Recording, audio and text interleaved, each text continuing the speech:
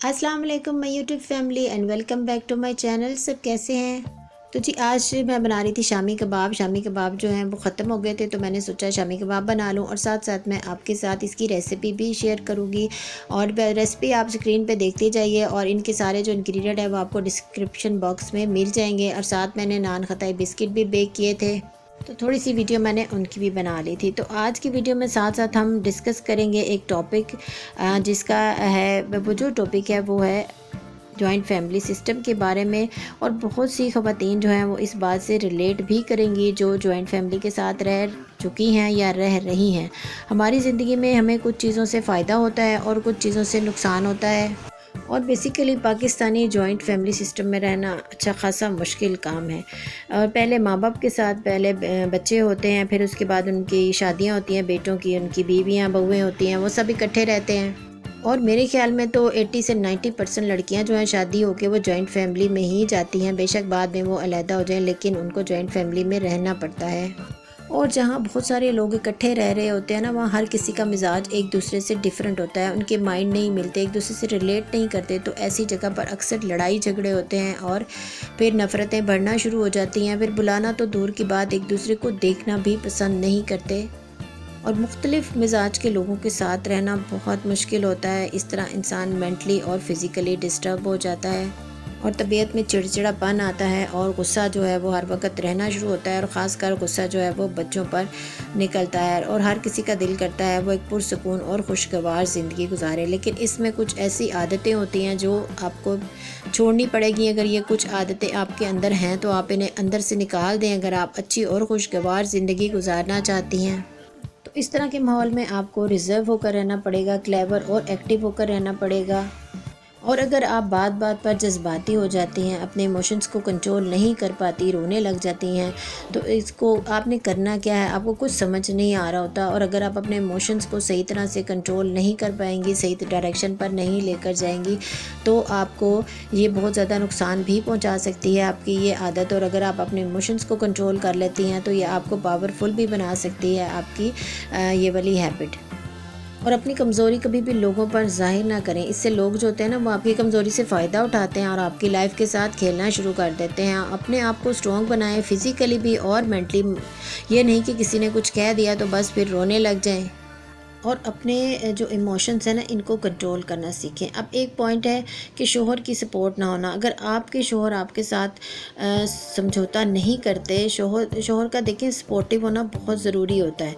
कि हर कोई अगर आपको बुरा भला कहता है और अगर शोहर आपकी सपोर्ट करता है, हस्बैंड आपके साथ है, तो फिर आपका कोई भी कुछ नहीं बिगाड़ सकता। लेकिन बहुत सारे शौहर जो हैं वो अपनी बीवियों की साइड नहीं लेते, तो ऐसी बीवियां जो हैं हमेशा मुश्किल में रहती हैं। वो अपने शौहर के साथ, अपने हस्बैंड के साथ कोई बात शेयर नहीं कर पाती। तो हस्बैंड के साथ आपकी जो बाउंड्रीज़ हैं बहुत स्ट्रॉन्ग होनी चाहिए और आप अपने हस्बैंड के साथ कोई बात शेयर कर सकें। इससे आपकी परेशानियां जो हैं वो काफ़ी हद तक कम हो जाएंगी।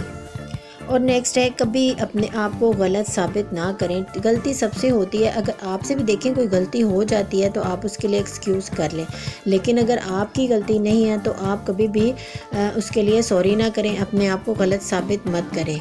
और नो कहने की आदत भी डालें। देखिए हम हर किसी को यस कर देते हैं, तो ये हमारे अपने लिए ही एक जो है हमारे ऊपर ज़िम्मेदारी पड़ती है कि हमने इस काम को फिनिश करना है। कि जब हमने इस काम की ज़िम्मेदारी ली है तो आप देखें दूसरों के काम आना बहुत अच्छी बात है, आप दूसरों की मदद करें, दूसरों के काम आए।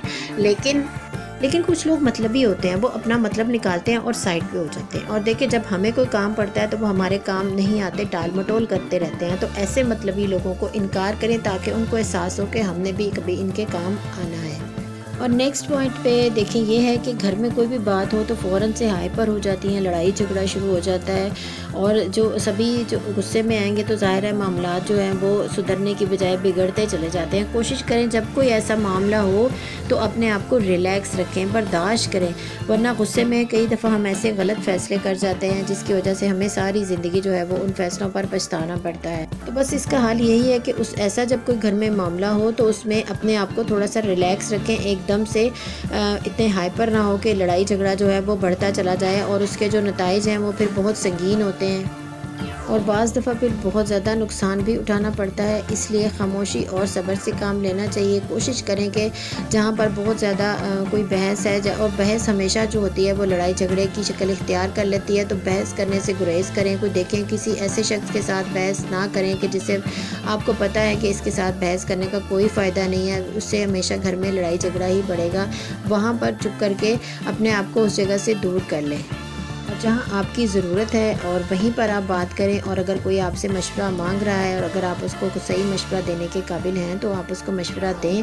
और अगर आपका इसमें कोई एक्सपीरियंस नहीं है तो आप कह दें कि मेरा इसमें कोई ऐसा एक्सपीरियंस नहीं है। तो ये कुछ 5-6 ऐसी आदतें हैं जो आप अपने अंदर से निकाल देना तो आप एक पुरसकून और खुशगवार ज़िंदगी गुजार सकती हैं। और ये शामी कबाब भी मेरे बन के बस रेडी हो चुके हैं। मैं बस इनको फ़ाइनल जो है वो अब इनको रख रही हूँ बना के। तो इसके लिए मैंने 1 पाव दाल ली थी और 300-350 ग्राम चिकन था।